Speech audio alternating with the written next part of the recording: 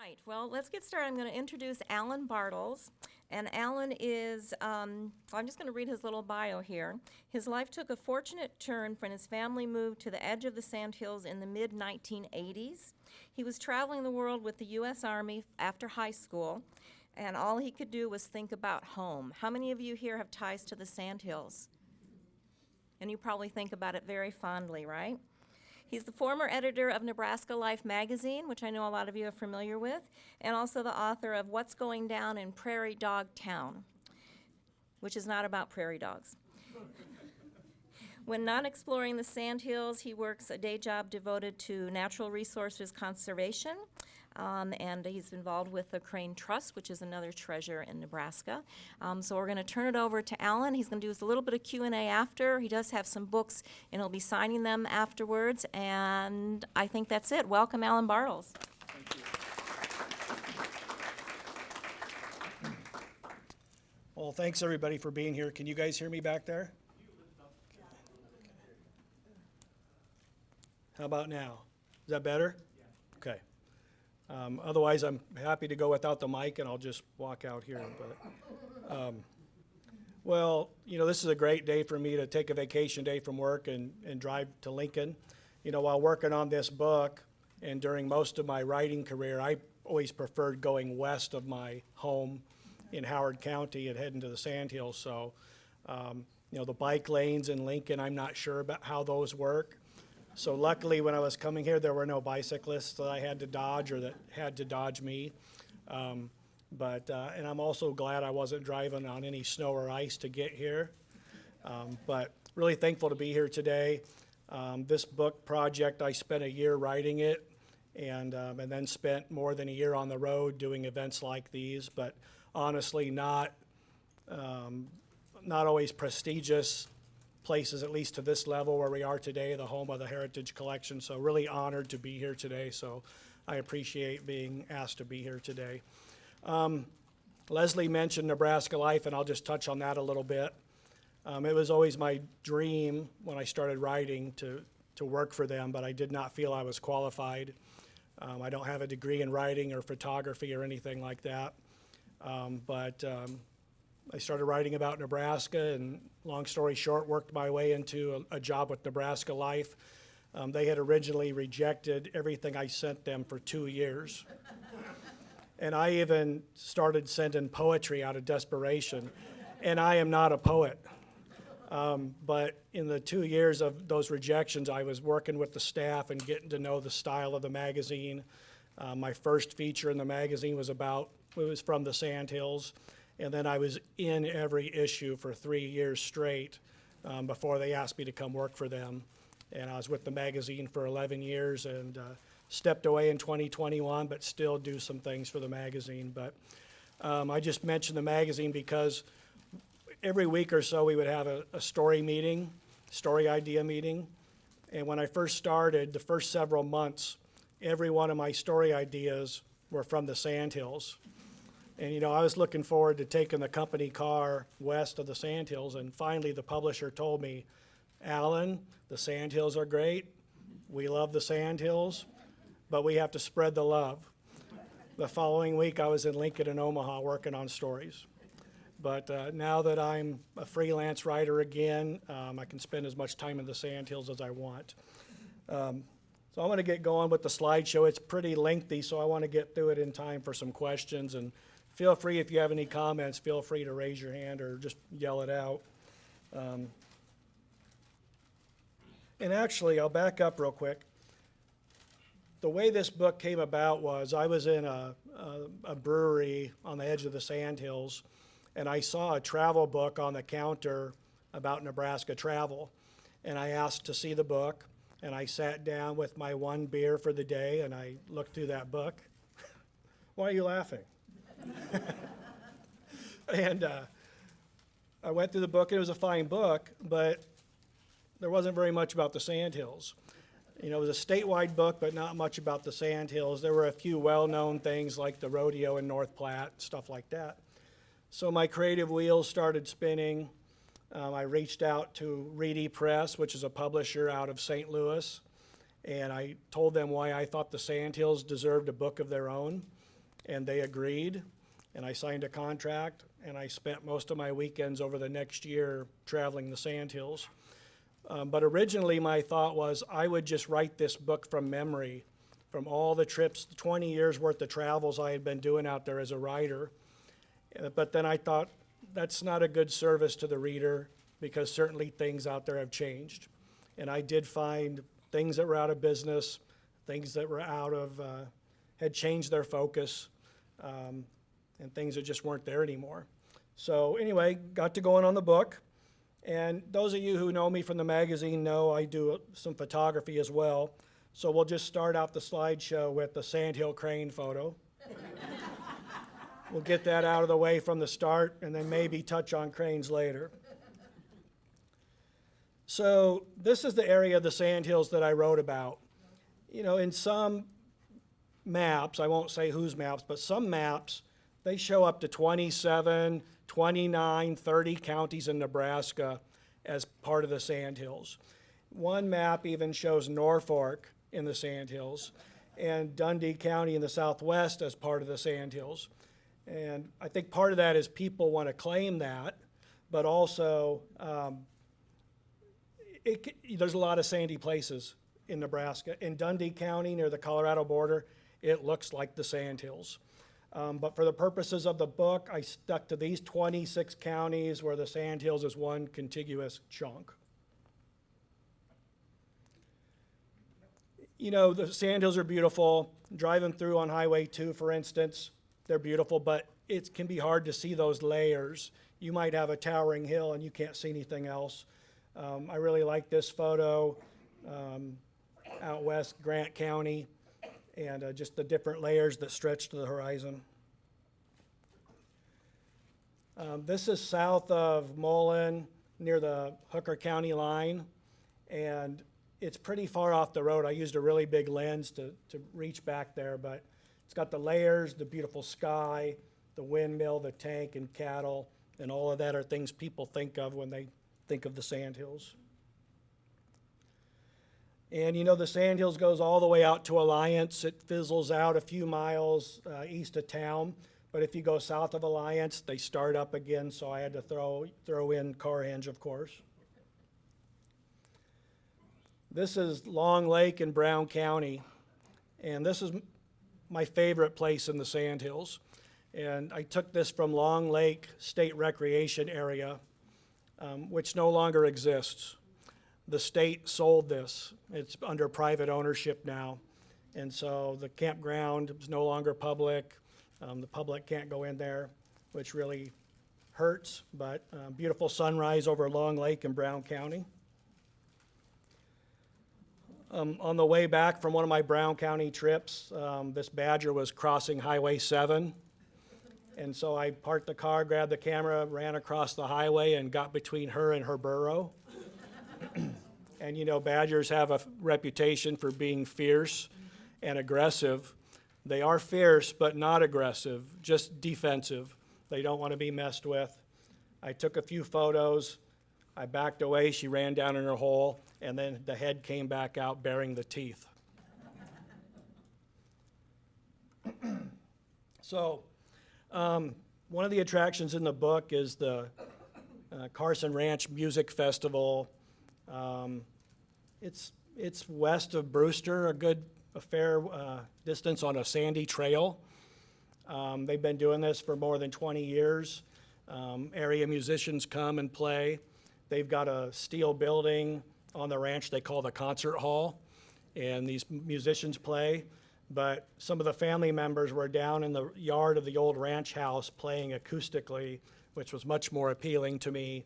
And actually, the lady with the guitar is the one that told me about this event. I had never even heard of it. The Carson family provides a lot of the food, very hospitable.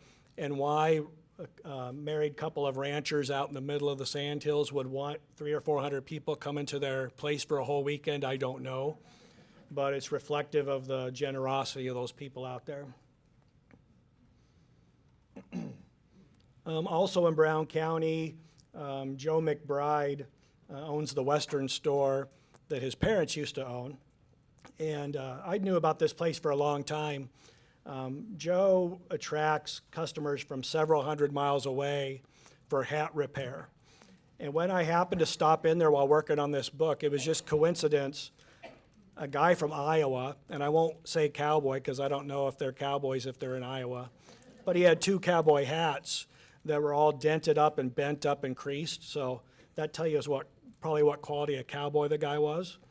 But anyway, Joe fired up his steamer and he worked those creases out. And honestly, when he was done, those two hats looked almost brand new.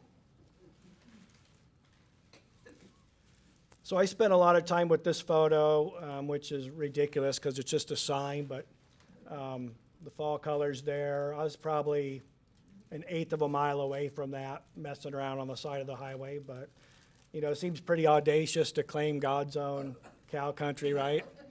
There's a lot of that out there, but they're proud of what they do and what they have out there, and they should be. Does anybody recognize this place?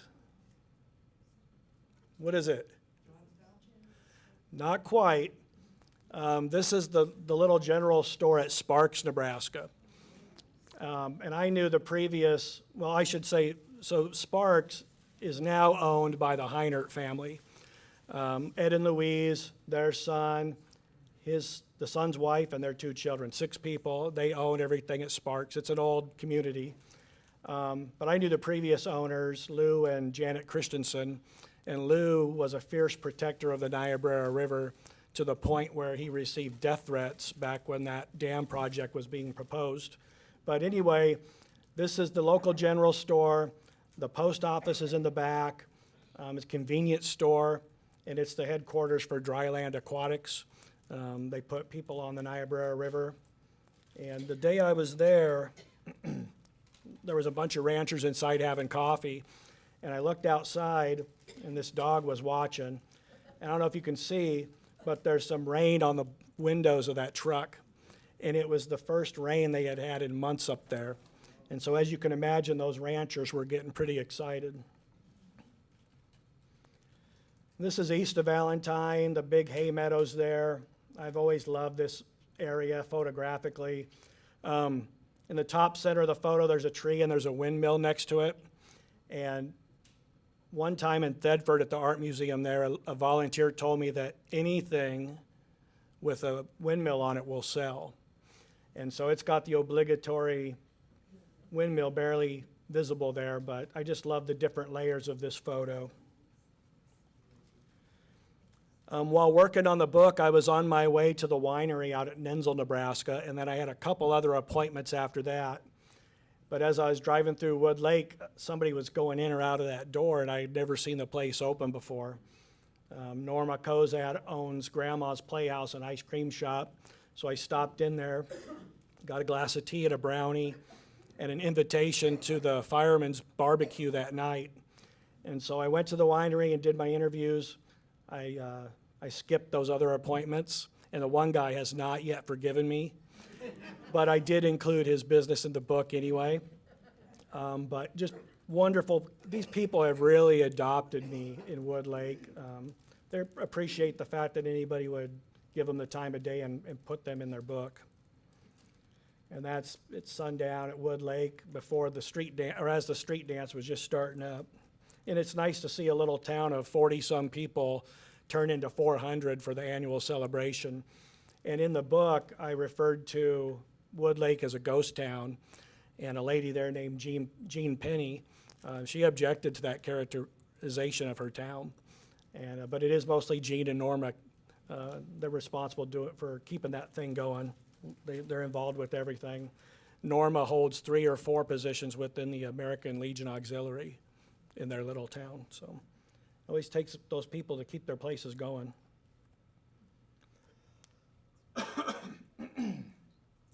This is Cherry County, along the main highway south out of town, just layers on a foggy morning.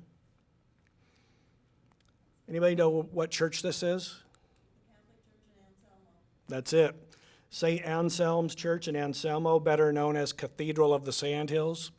So, of course, if it's called Cathedral of the Sandhills, it's going to be in the book. It's beautiful. I went to a funeral there for a rancher many, many years ago. The church was full, and the family saw me standing in back, and they made room for me with their family. But there was a bunch of vultures on the church when I got there, and by the time I got the camera set up, there was just the one. This is on the road between Dunning and Arnold. And when I've shown this at various events, there's sometimes some bickering among the crowd as to what kind of an animal it is. I hear them say Scottish Highland, but I'm not a farmer or a ranch kid, so I'm not going to say one way or the other. And this was sundown, Custer County that night. I threw this picture in because Fort Hartsuff up by Burwell and Ord celebrated its 150th anniversary this summer, and they asked me to come speak. So I threw this in for their slideshow, just left it in here. Nebraska's big rodeo. Of course, they got devastated by high winds a few years ago, and the grandstands were damaged, and those folks are coming together to raise the money, and the rebuilding looks really, really good.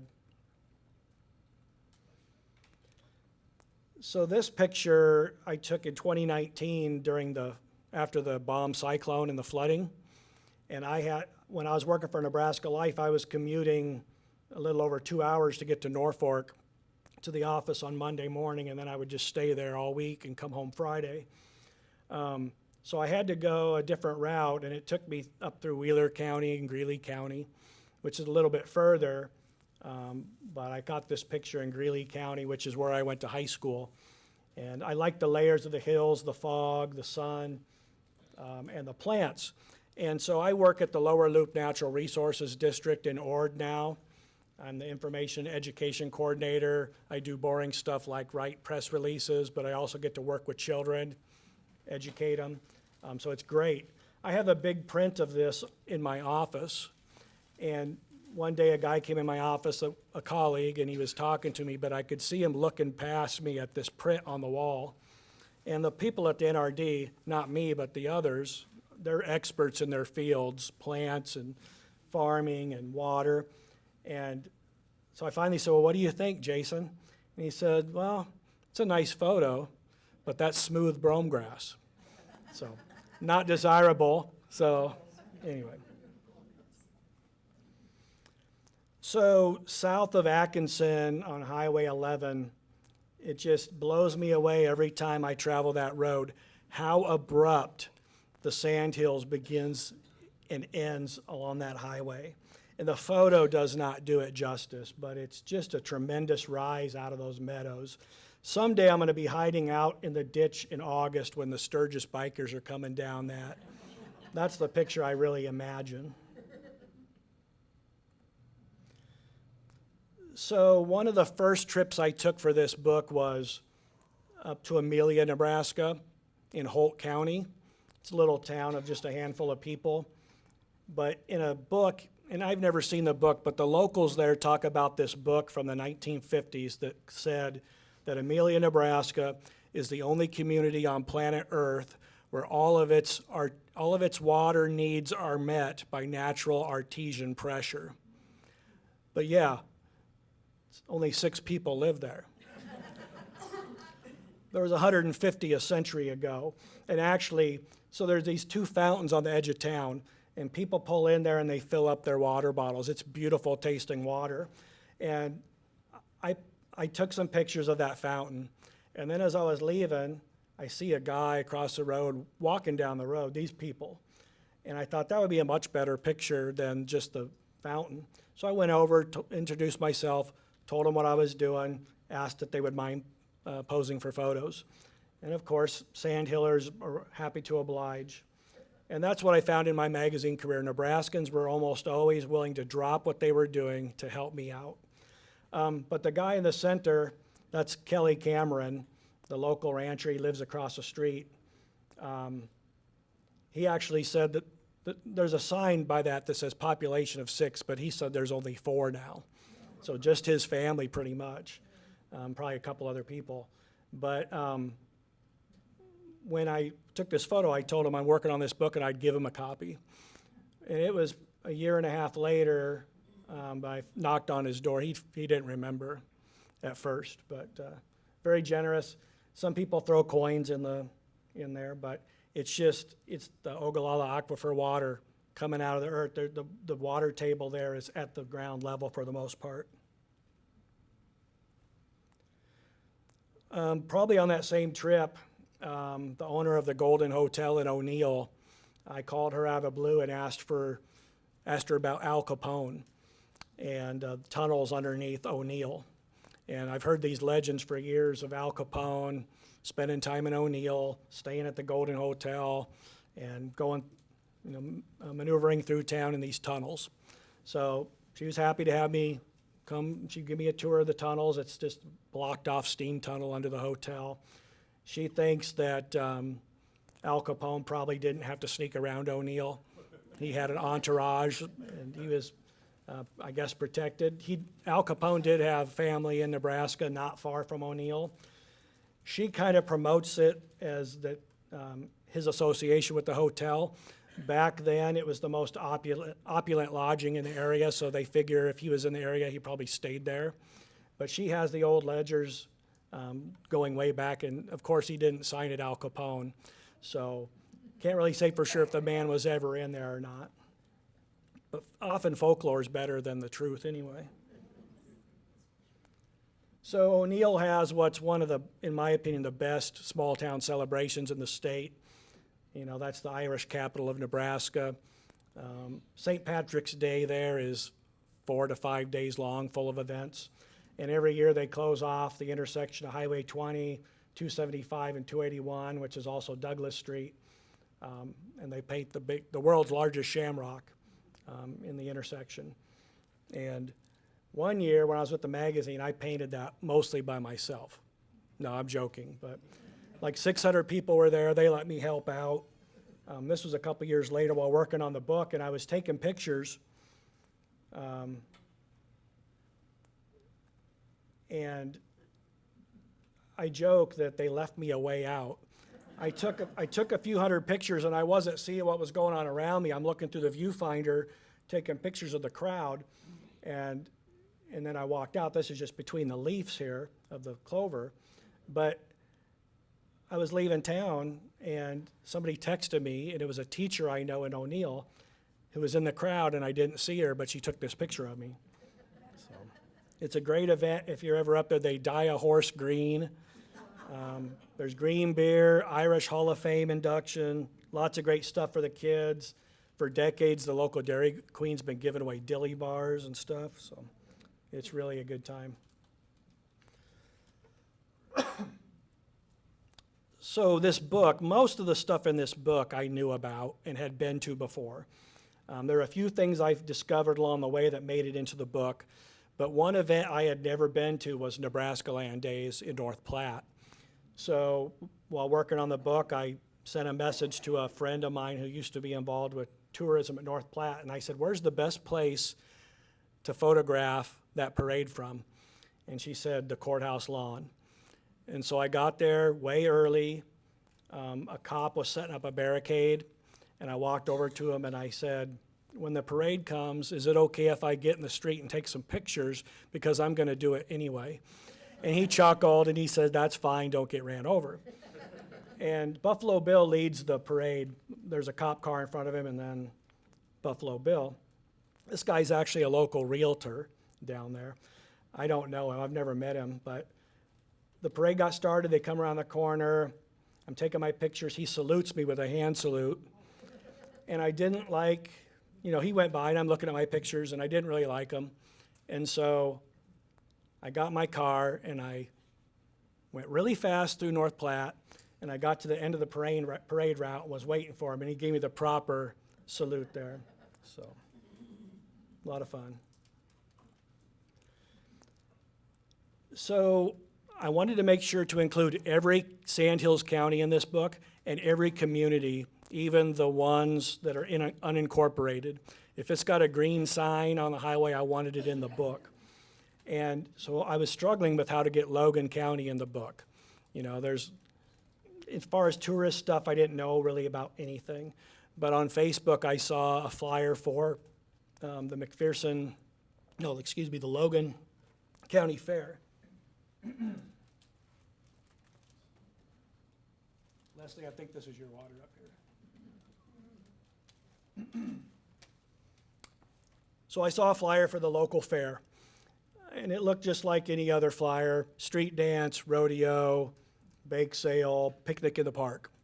But then I saw something on the flyer I'd never seen at a fair: stick horse racing. And I thought, that's how Logan County and Stapleton are getting in this book. So I go there, I find the free barbecue at the park. There was actually a shady spot at a picnic table. Started talking to people, tell them what I was working on. They were very supportive. And anyway, before the stuff at the rodeo grounds, I walked downtown to check out something I had heard of. And long story short, Stapleton claims the world's only newspaper office / liquor store. And they were closed, but of course somebody was in there working, and of course they let me in, and of course they gave me a tour. And they've got a really nice room in the back they call Herbie's Speakeasy. When they went digital and got rid of their printing presses, they surveyed the community to ask what they should do with those 2 empty press rooms. And overwhelmingly, the locals wanted a nice place to sample wine and whiskey. And so they put in this little speakeasy, but it's not a liquor store. It's not rows of glass doors with cold stuff, but they have Nebraska products and other stuff. It's warm, but you can go in there and renew your subscription to the newspaper and get a 6-pack of something. But in the publisher's office, I saw this. And there's something there you don't usually see in a publisher's office anymore, right? A typewriter. But so I've been doing this presentation, and I rationalize it this way: female-owned newspaper, small town, anybody could come in that office, right, off the road. So I'm thinking that for the pistol. And so I'm telling people that, and then I'm in Stapleton for something, and I'm talking to that publisher, and I told her that. And she starts laughing. Well, I was out there for the fair, right? So that was her get up for the parade. So anyway, there's the stick horse racing, but it's even better: stick horse barrel racing, which was not on the flyer. Her tongue's out, the dirt's flying off her boots, the time of her life. Just beautiful small town Nebraska. This is my friend Bruce Schweitzer. If you've heard of Calamus Outfitters, that is the business operated on his family's property. But he's a cowboy. He's not putting people on the river very often. But they've been very gracious and allowed me access to their property. We went out to this tank one morning to see if any box turtles had fallen in. We were going to rescue turtles. And I turned and looked at Bruce and saw his reflection. To the left, you can see a little salamander or something popped up right there. This is also on Bruce's land, box turtle. This is the same day on Gracie Creek on Bruce's land. This racer was really curious as to what I was doing in the creek. I think of that like Garden of Eden maybe, right? And this, coincidentally, this is Bruce's daughter, Sarah. While working on this book, my wife did not accompany me on any of the travels. She's just not interested in exploring, talking to strangers, trying to find a bathroom in a small town can be kind of sketchy, right? So she stays home usually. But while working on this book, for about 2 weeks, I had this dull discomfort in my left side. And finally, I had to go to the doctor. And a couple hours later, I had an emergency appendectomy. And so really only the restriction was no lifting and no driving for a couple days. So I told my wife I'm not supposed to be driving. So I drove us to Taylor, Taylor calls it the Loup County World's Fair. And so I drove, but my wife was with me in case anything happened. And, they call it the World's Fair, which also seems audacious, right? But I think of it this way: these ranch kids, during summer, they may not see their friends and classmates for weeks at a time, They're working on the ranches. So to come here, enter their fair exhibits, see their friends, it means the world to them. So what I wanted from Loup County World's Fair was the cakewalk. One of my early memories from when I lived in eastern Nebraska was a cakewalk. I want a cake, I've never forgot. So I asked my wife to get in the cakewalk. She didn't want to. I badgered her enough and she finally did. So there was like 25 cakes out there. It's 25 cents per trip through the cakewalk. My wife won the last cake left. It wasn't this cake lovingly baked by a ranch woman. It was a cake in a plastic pan that somebody bought because they didn't have time to make one. It was awful. But this is Sarah with her beautiful cake. So. This is west of Bassett, just west of Bassett. Dick Tracy is no longer with us, but that was his name. He was a proud Marine, a proud American, a proud sandhiller. And I think his wife's named Susan. And I apologize if I'm getting that wrong, but they touch up the flag on the barn every so often, and there's a lot of, you can tell where people pull over to take pictures of this beautiful structure. This is south of Bassett, and I just love that, you know, people live so far off the road that they have to have these directional signs. The third one down, I'm not sure what the Deermonts did to get theirs shot up, but this is Skull and Bloody Valley. So I know there's some history there, I just have not researched it yet. Part of what I wanted to do with this book, it's a travel book, yes, but I didn't just want it to be about the usual places to see and do. I wanted people that read this book to learn about the culture of the Sandhills. So of course, livestock is a big deal. It's the economy out there. And so I went to the Bassett sale barn on sale day. I took a day off work. Walked into the arena, they were doing their sale. Most people don't walk into there with a big camera. But I was taking some pictures, and I went down, and like I said, I'm not a ranch kid, but I went down to the arena, I leaned my camera up on the panels around the arena, and took some pictures, and it's moving around, you know, as the cattle come through. And I went and sat down, and then pretty soon here comes somebody from the auction booth, cowboy, and he says, as he got to me, I said, "I'm not with PETA." And he said, "We knew you weren't with PETA when you walked in wearing a camouflaged hunting coat." And actually, in all honesty, they knew I was going to be there. I had talked to him ahead of time. But he said, "But we did about have to ask you to leave." And I said, "Why?" And you guys probably all know this. That movement down there on the arena, that's the scale. So I was stepping on there, adding 200 and some pounds to the weight. I didn't buy any cattle that day, but on my way out, I seen this lady was cutting pie, getting ready for lunch, and that empty pie pan next to her, I drug my finger through it and tasted it. It was amazing. This is out by Ellsworth along the highway. This is also out there, Sheridan County, where they have those alkaline lakes. This was as rain was returning to this spot for the first time in several months, which was just coincidence that I was coming through here. And then that same area, the ruins for the potash industry. If you've been out west to Alliance, you've seen this along Highway 2 at Antioch. During World War I, couldn't get cheap European potash anymore. It was used in fertilizer and paint and other things. So they started mining potash out of the alkaline lakes in the Sandhills. And there was some public money involved, and the University of Nebraska was involved. But there was, to get public support for this project, they claimed that the potash was being used in the ammunition that our boys were using during the war, which was not true. But you can see these ruins from Highway 2.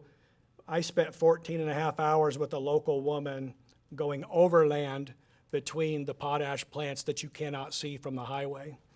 Big history there. They're quite proud of it, and luckily that lady out there, Becky Harrion, has rescued a lot of that history that was almost lost.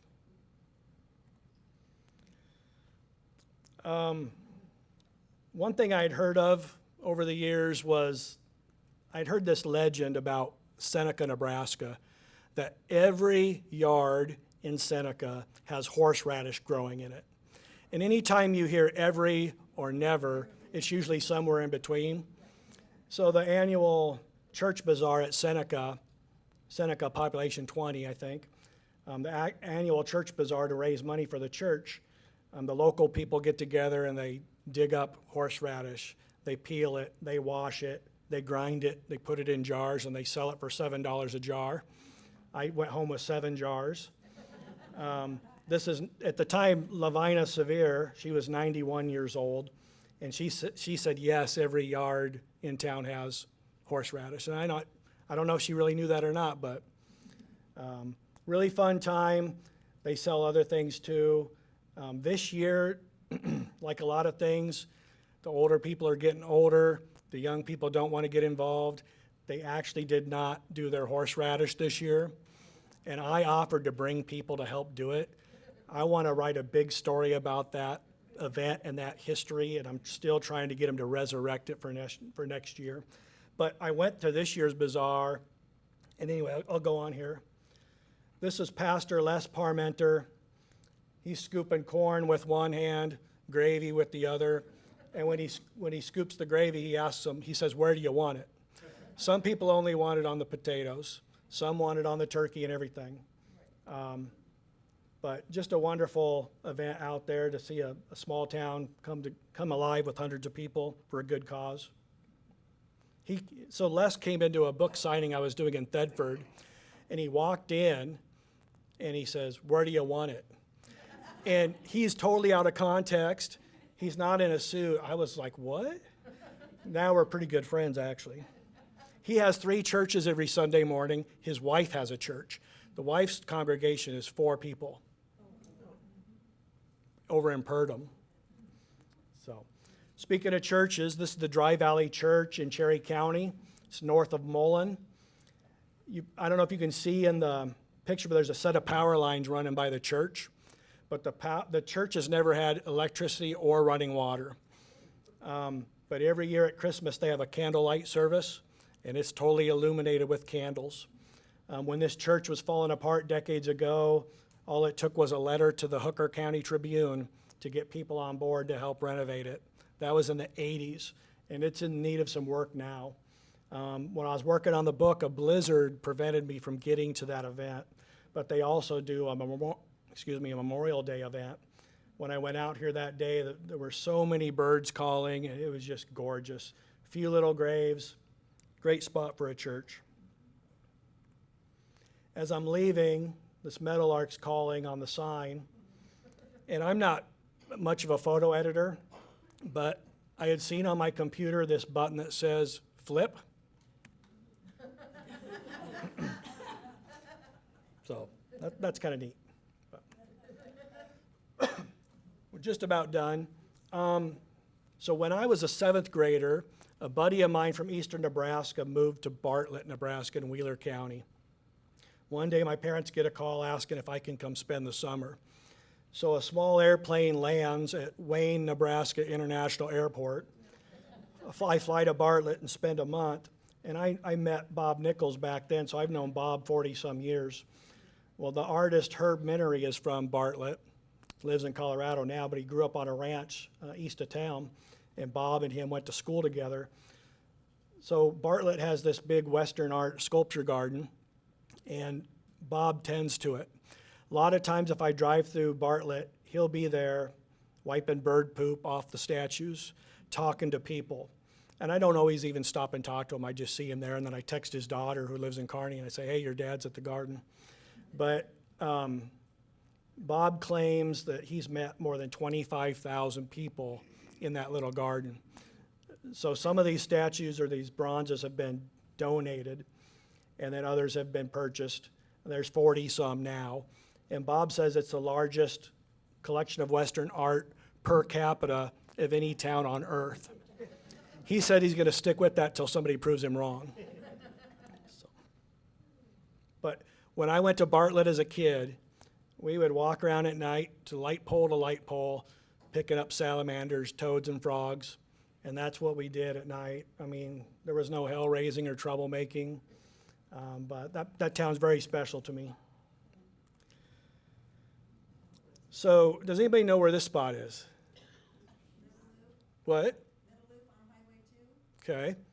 This is actually the North Loop. This is between Taylor and Brewster. And the river takes a big loop here, obviously. Some years it flows in the back there across. In the trees far behind, there's an eagle's nest. I've always considered this the most beautiful spot in Nebraska. And this spot's been photographed and painted and sketched. I've seen it in a lot of magazines and things. And it is still very beautiful. It took me years of saving before I finally forked over enough money to catch the full width of this arc, because it's right up against the highway, and it's eroding really fast, and this hill I'm on is coming down really fast. It used to be you really couldn't see much of that from the highway, so it's eroding away really fast. Just out of sight on the left side, now there's a gravel mining operation. And so you go there, the most beautiful spot in Nebraska, and you hear the diesel motors chugging, you know. You can block that out, I guess. And it's not for me to tell any landowner what they can do with their land.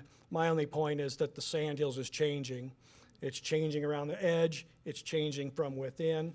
And we won't always, as Nebraskans, be able to honestly say pristine and untouched like we use today to describe this region. And the final slide, Sandhill cranes up in the top left. You know, the Kearney to Grand Island Sandhill crane deal is really well known. I was a volunteer at Rose Sanctuary for 20-some years. I've taken more than 1,000 people for sure to see those birds. But out west at Llewellyn on the North Platte River, there's cranes out there too in March and April. There's no visitor centers. There's no guides or volunteers. And there's really no rules other than don't park on that bridge because the ranchers need to go by. You go to this spot near Llewellyn, and there's a little pull-off where you could probably fit 4 cars in there. I got there were no cars. This was the first trip for the book. Crane season was about over, and I thought, I need to get out there and get this picture. I had this picture in mind, even though I had never been to the old Llewellyn Bridge.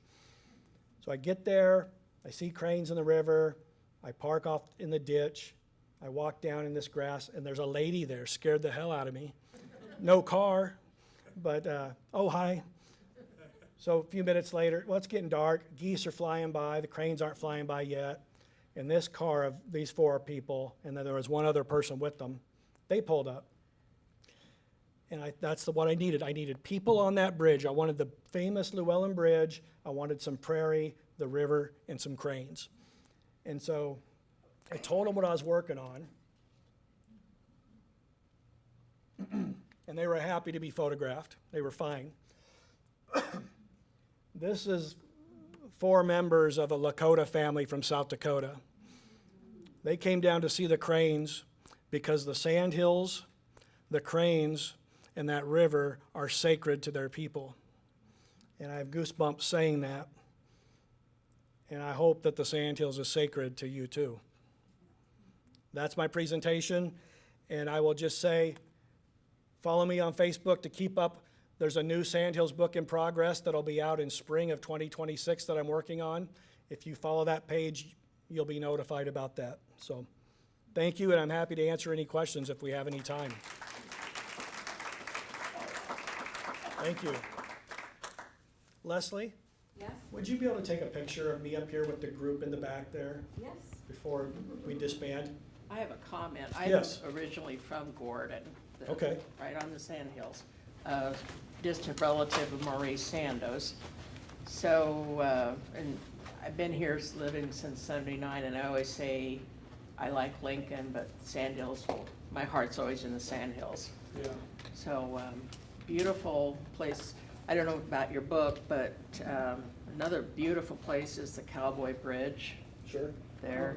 East of Valentine? Yeah, and to look over the valley, and then heading 67 out of Merriman South is just Oh, one of sure. the most beautiful You're scenic from Ward? roads. Did you say you're from Ord?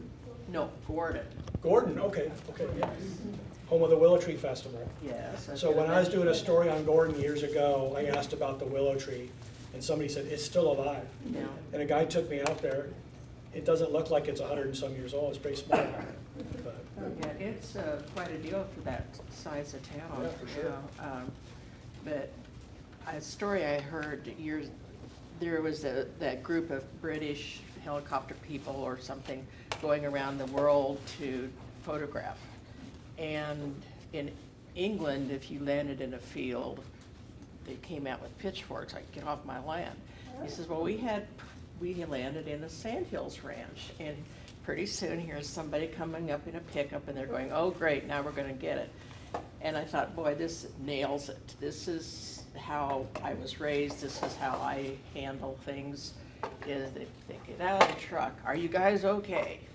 Are you needing help? Well, they were, so they helped him fix whatever. Well, it's just about lunchtime, you might as well come up to the house and have lunch with us, or dinner, I guess. And they said, we've never been treated that nicely. So I thought, yeah, it's a great story. that's Any other questions or comments? I grew up in Alliance, out north of Alliance, and back when I was just a kid, I'd heard the thing about Antioch and the Oh, yeah. potash plant. But I always heard the story that it was for bombs. Sure. I go, wow, it's good to hear the history and to know the truth about it. There's a lot of the stuff from Antioch that's been moved to Alliance. That power plant in Alliance, the old one, a lot of that came from Antioch. But it always marveled me to see those, and I did take pictures when I was a little older in life. It's amazing that Antioch, which grew to a couple thousand people, has 2 people now. Yeah. It was a boom town, Lakeside, Antioch, Lakeside, crazy. Yes? I was just trying to find you real quick on either this or by your name on Facebook, and how do you, your It's last the book page. title, 100 Things to Do in Nebraska Maybe I Sandals Before spelled You it Die. wrong. I'll try again later. Okay. Thank you. I read your book, I thought it was, every page brought me back home. And I just thought you described things so well.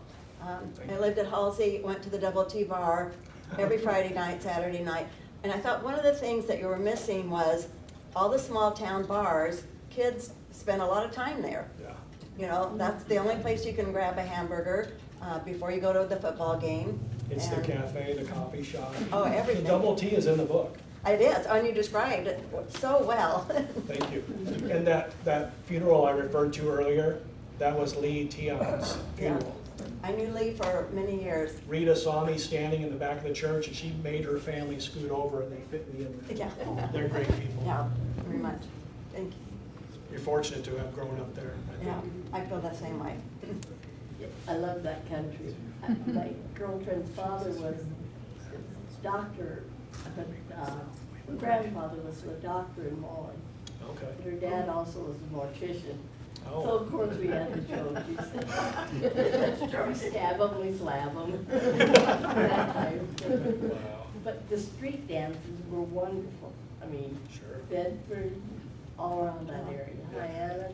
You know what's really interesting, so that lady I showed with the horseradish, when I was interviewing her about the bazaar, the church bazaar, she said the word community. And I knew she wasn't talking just about Seneca.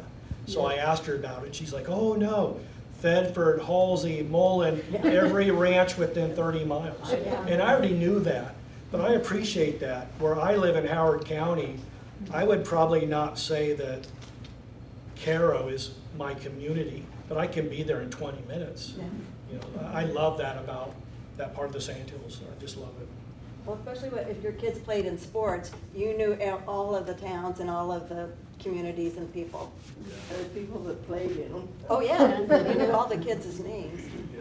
So do you follow the Thedford, Sandhills Thedford team? Yes, I was there while they were working on the book. They won the state champion that last year, yeah. Yeah, and then they did really good this year too, didn't they? Yeah. They went to state, I think. They went to state, they didn't win it this year.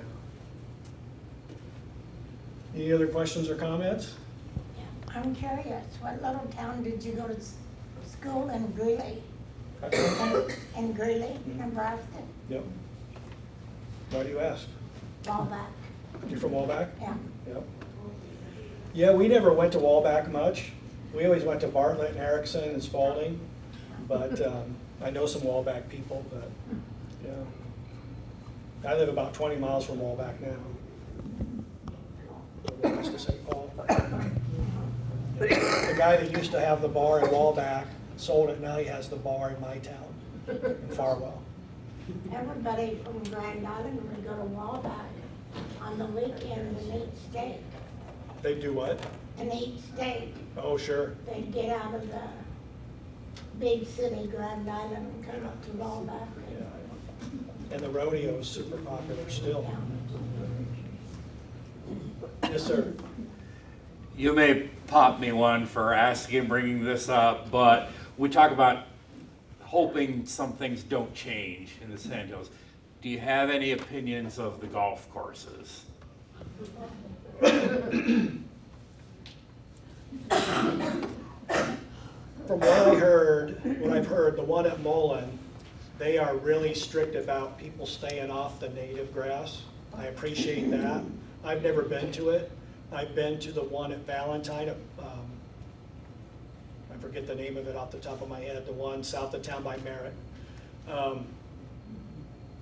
They seem very respectful of the land, and you know, I don't want to see the whole Sand Hills as golf courses, of course. There's probably worse things that it could be turned into. So, yeah, I try not to have strong opinions on that kind of thing, because like I said, it's not for me to decide, you know, what to do with what they do with their land. But I want to make sure there's still a place out there where I can catch those box turtles and snakes. And there are places where you can't see any sign of man. You know, you walk over a dune, you can't see a fence or a power line or a house. You can't hear a car. You probably will still have cell reception. Years ago, I took a friend of mine up to Fort Niobrara and the refuge at Valentine, and that's when I was volunteering at Rose Sanctuary. She had never been to a place where she didn't have cell service. And I think there's still some spots out there, but it's getting harder. But you know, for me living outside there, it can be refreshing not to have a cell signal. But if your kids are driving an hour to school and for sports, you can't get a hold of them in a blizzard, that's awful. So yeah, it's changed a lot, but no, I don't have a strong opinion specifically on the golf courses. Maybe I would if I was a golfer, but I'm not. So. Yes, sir. I travel for work, and sometimes I go up through the Sand Hills, and I run into a traffic jam on these local highways. It would be somebody moving cattle from one pasture to another. I could see that. Didn't run through one, but I ran into one. I didn't run into it, but a few weeks ago between Halsey and Thetford, but they were just basically crossing the highway. But so I asked, I said, do you mind if I take photos? Oh, sure. It was just over across the highway, nothing spectacular, but yeah. I know that's got to be stressful, especially if there's a hill involved, you know, for those ranchers needing to get to those new pastures. But, yeah. I have moved cattle, never over the road. That guy Bruce that was reflected in the tank, he lets me pretend to be a cowboy if I want to. And so I actually found a stray and brought it back to the rest of the herd, and I was glowing, and Bruce was like, thanks, and that was it. So, yeah. Do you have your books for sale? I do. Yep. Books are 18.